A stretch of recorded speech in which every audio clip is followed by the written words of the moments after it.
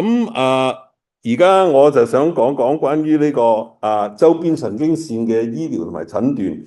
咁我喺呢個講座嘅裏邊咧係冇乜特別嘅衝突嘅，我只不過咧係為呢個加拿大華人心知腦明協會做嗰個研究小組嘅主席。我哋先咧解釋一下咩叫做周邊神經線。咁我哋想睇睇佢哋嘅解剖同埋生理啦。咁其實咧神經線咧喺個身體裏邊咧，好似啲電線咁樣嘅啫。咁我哋知得到啦，譬如屋企啲電線周圍去嘅，譬如由你個fuse 嘅地方啦，一路去到間燈啦，或者咩咁。咁其實呢啲電線嘅意思咧，主要嚟講都係將嗰啲信號由我哋個中樞神經線傳遞去，譬如即係隻手，我想喐隻手，就係靠呢啲神經線將啲信號由個腦傳去個脊椎，然後再脊椎嗰度去嗰個手嗰度。咁啲手有肌肉噶嘛，咁嗰啲神經線就係由嗰個脊椎去到個肌肉嗰度。好啦，嗱咁頭先嗰個圖畫咧就係非常之簡單嘅啫。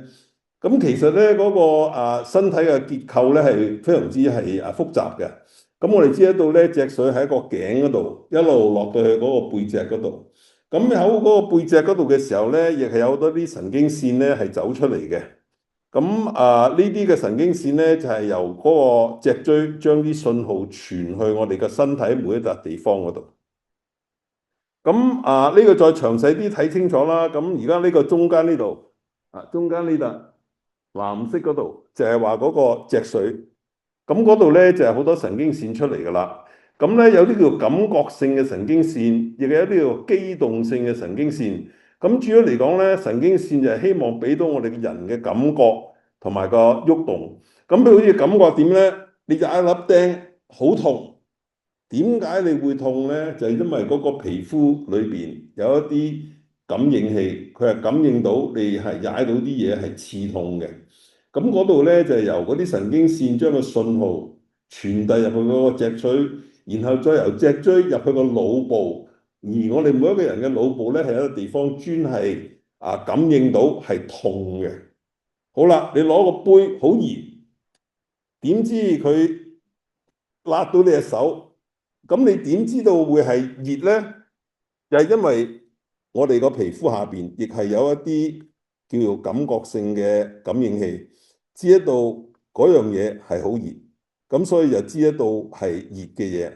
咁所以呢，神經線嚟講，佢係有感覺性神經線啦，同埋亦係有機動性嘅神經線。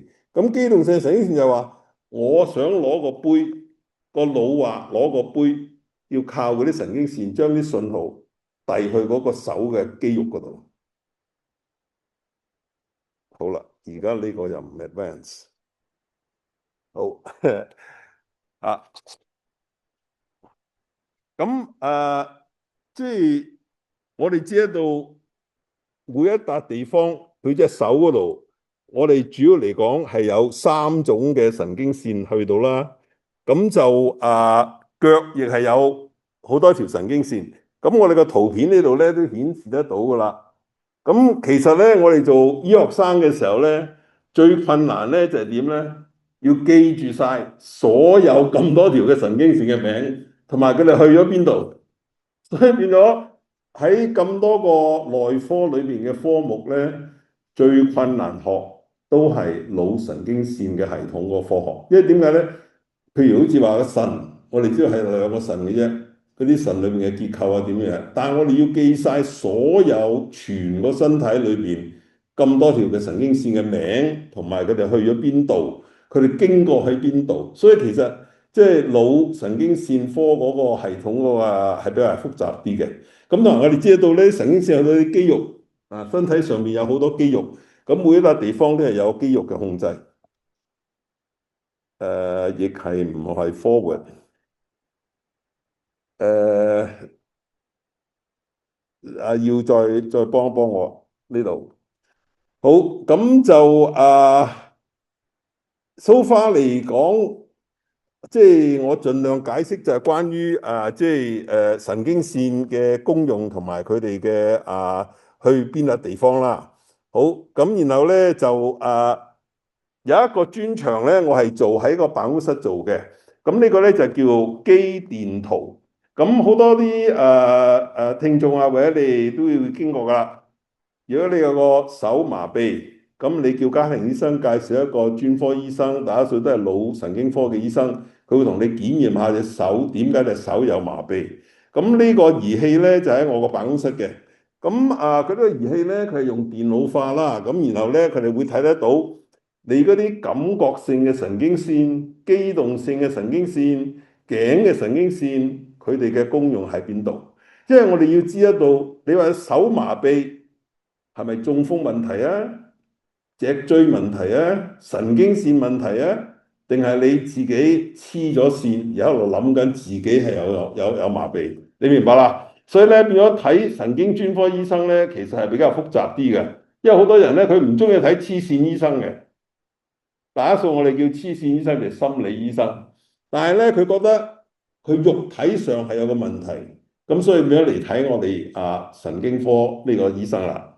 咁我哋用咗儀器檢驗個神經線，咁我哋會好詳細問佢嘅病歷啦，咁同埋咧去檢驗佢。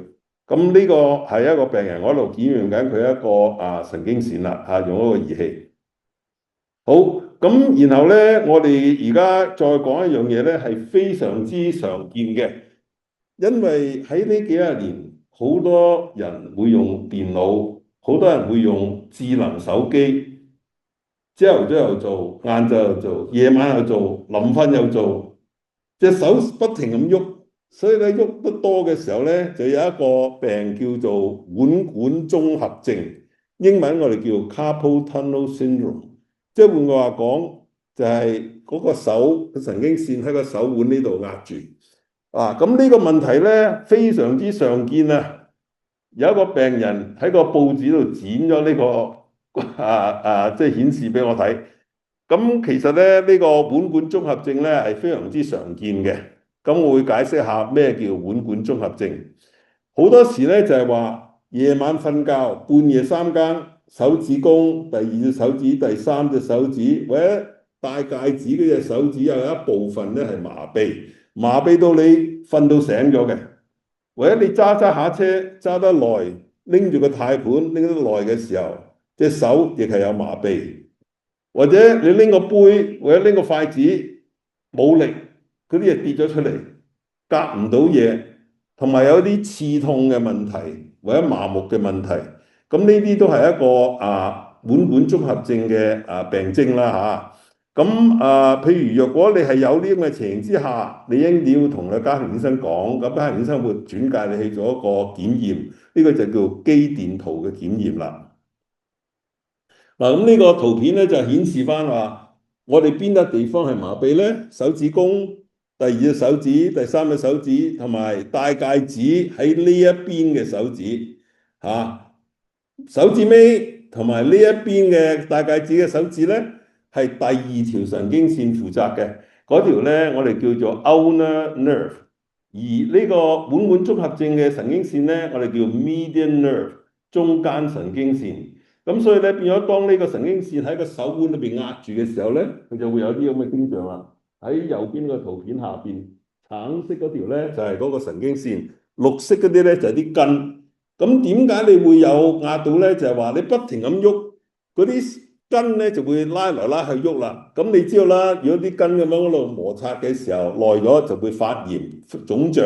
一腫脹嘅時候壓住個神經線，咁就變咗個手有麻痹啦。咁啲人就話：點解我瞓緊下覺會有麻痹㗎？好多人就中意咁樣瞓覺嘅。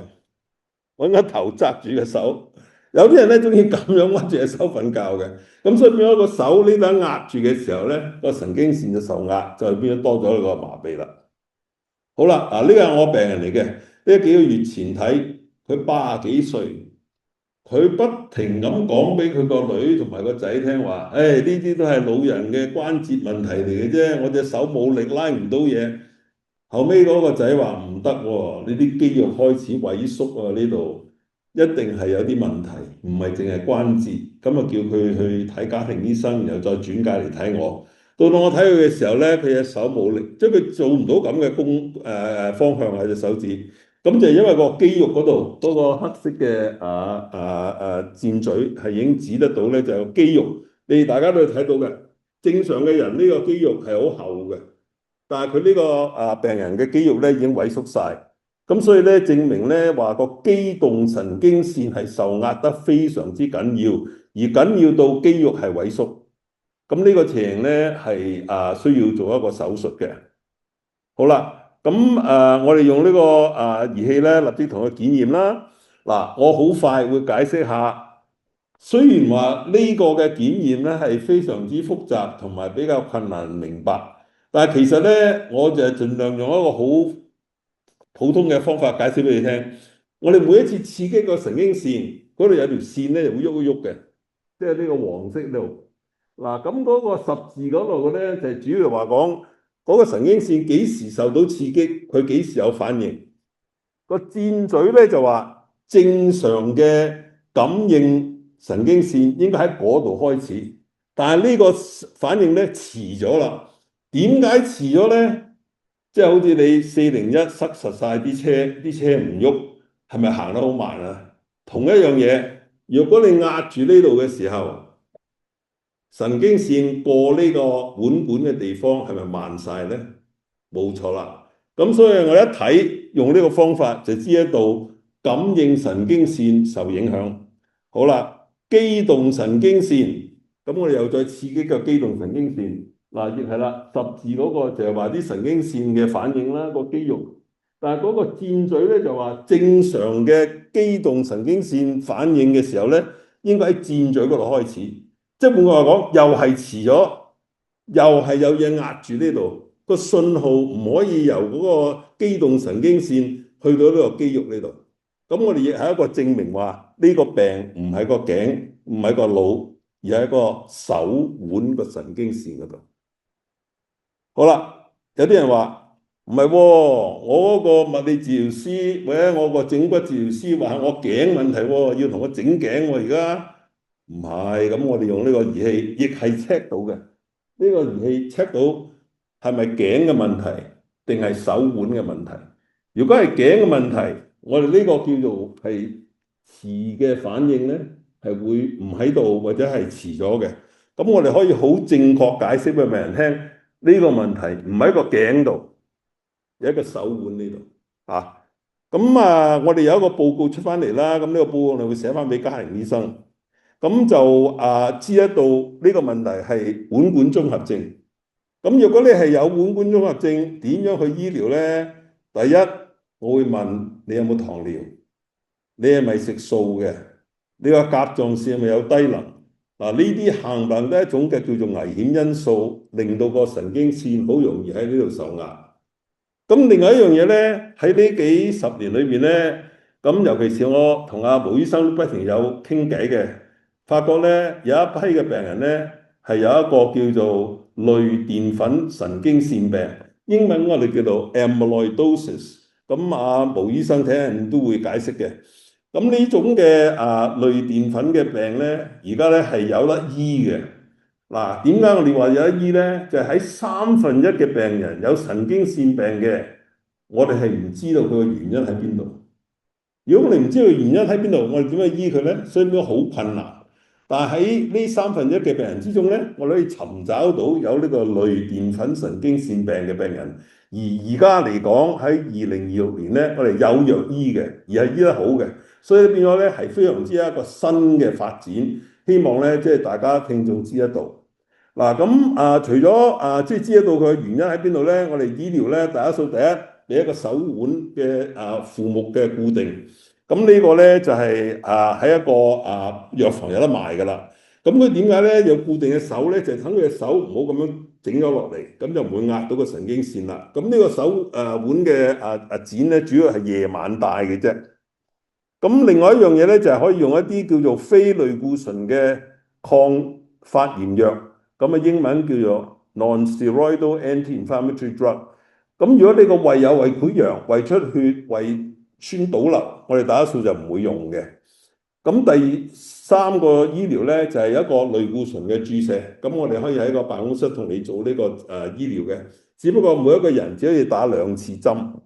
咁第4咧就話，好似頭先嗰個女士咁，我睇得到佢嘅肌肉已經萎縮晒啦，做嗰個肌電圖嘅反應咧非常之差。咁佢一定要做一個叫做開放性嘅手術，減壓手術。咁呢啲打數都係一個整容醫生，英文叫做 plastic surgeon 做。好多時咧都係局部麻醉，而喺呢度開一個刀，將嗰個坑整大啲，等佢唔好壓住個神經線。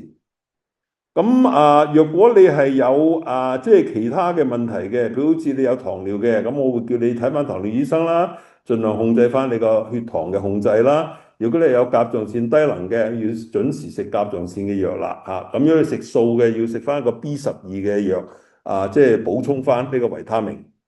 好，咁然後咧，我哋又講講叫做周邊神經線嘅問題。咁最主要嚟講咧，周邊神經線嘅成因咧有好多種嘅。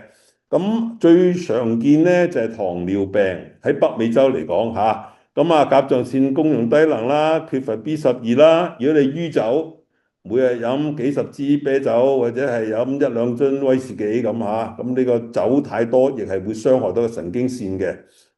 如果你係有呢個即係化療，如果你係有癌症做咗化療，化療亦係會傷害到個神經線，所以令到有四肢麻痹或者冇力。咁另外有啲咧係即係唔係幾常見嘅，佢好似呢個叫做負蛋白血症，英文叫做 paraproteinemia，過肥或者你係呢個營養不良，亦係會影響到個神經線。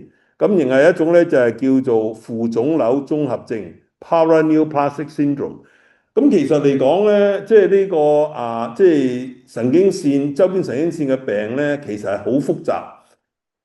嗰個腦科醫生要決定喺咁多種嘅原因之下，你係有邊種原因影響到你個周邊神經線。咁所以一個詳細嘅檢驗之一度。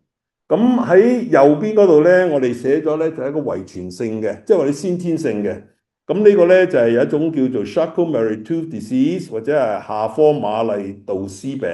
咁呢啲都係先天性嘅，即係話我問你，爸爸又有，阿妹又有，阿哥哥又有，咁呢啲係一個遺傳性嘅神經線嘅病。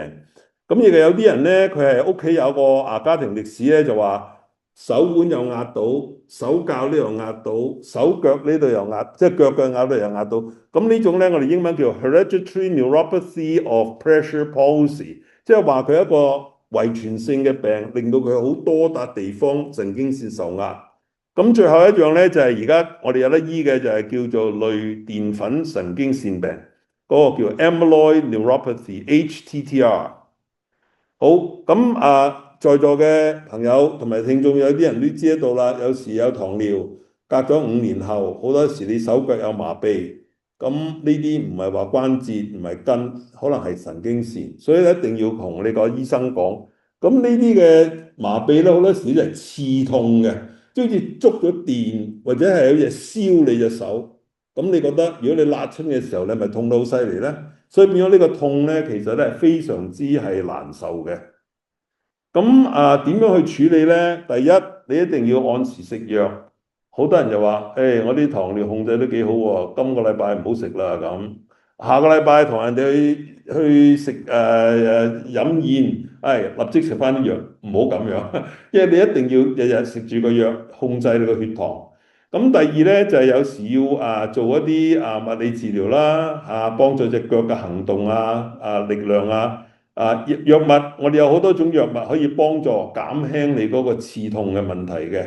咁最後尾咧，一定要小心你啲腳，因為點解咧？有糖尿影響神經線嘅時候咧，好多時你失去咗感覺，你踩口釘都唔知道有個釘喺度。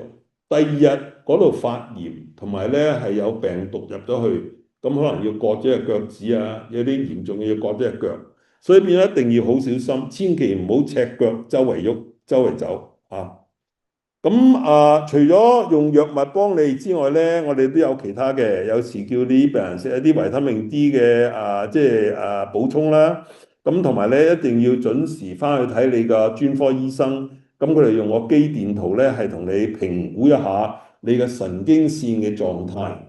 嗱，你哋都知啦，每一年你要拎架車去維修下 check。同一樣嘢啦，我都同個病人講話，你1年1次翻嚟 check 你神經線，都係好似維修咁樣，知一度評估一下你啲神經線而家好啲一樣定係壞啲。咁呢樣嘢咧係可以做到嘅。好啦，好多時有啲人即係話神經線你睇到嘅，但係有啲神經線咧，佢係叫自主性嘅神經線喎。咁呢啲咩叫主性神經線咧？就係話你行過馬路，突然有架跑車衝過嚟，你突然間跳開。點解你會跳開呢？就係因為呢個自主神經線咧，知道你係一個危險嘅時間，所以呢個特別係自己嘅自動反應。咁而其實呢個自主神經線咧，影響好多樣嘢㗎，影響隻眼啦、皮膚啦、流唔流汗啦、你嗰個腸嘅喐動啦、嗰個肺啦、心啦，就算性官能都係影響嘅。我哋個膀胱啲嘢。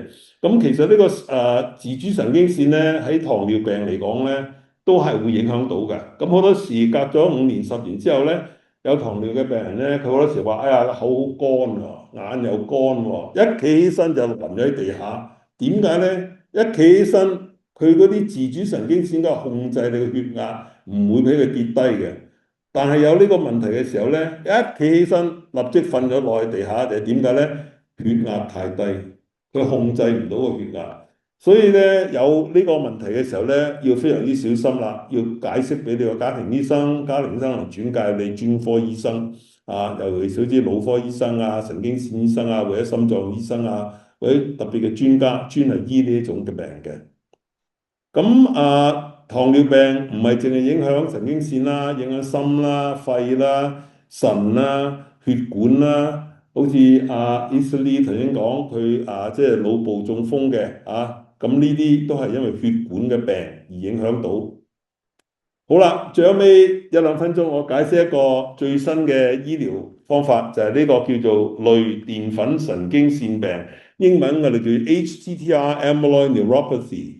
咁其實我學識呢樣嘢咧，係喺2017年，我喺日本開會，咁就知得到原來咧喺嗰陣時已經有呢種嘅醫療方法係醫呢一種病嘅。咁點解佢會有呢種病咧？就係因為咧喺一個遺傳性之下咧，一種嘅叫做澱粉嘅樣嘢咧，係聚積咗喺嗰個神經線裏邊，令到個神經線壞死咗。咁其實喺呢個圖片咧，個藍色嗰度就有個箭嘴就指示神經線，我哋切咗佢出嚟嘅時候，喺嗰個樣本睇得到，原來佢裏邊啲神經線係受到影響嘅。咁喺心臟嚟講咧，我哋睇得到咧，佢有一種嘅掃描咧喺右邊嘅。咁我哋睇得到咧，呢個叫 pyrophosphate scan，就睇得到佢個心臟咧係受呢個類澱粉樣影響個心臟嘅。好啦，咁有呢種病嘅，好多時都係好似頭先咁講啦，腕管綜合症，佢話手麻痹，除咗手麻痹，腳又麻痹，我個心又衰竭。我如果聽到咁嘅情，我會懷疑佢會有呢個類澱粉神經線病。咁而家咧，我哋有嘅藥醫咧，就係希望第一喺個因子嗰方面控制得到佢，唔好繼續產生呢啲類澱粉樣嘅蛋白質，或者佢產生咗之後，我哋將佢嗰啲類澱粉穩定落嚟，唔好影響到我哋神經線同埋個心臟。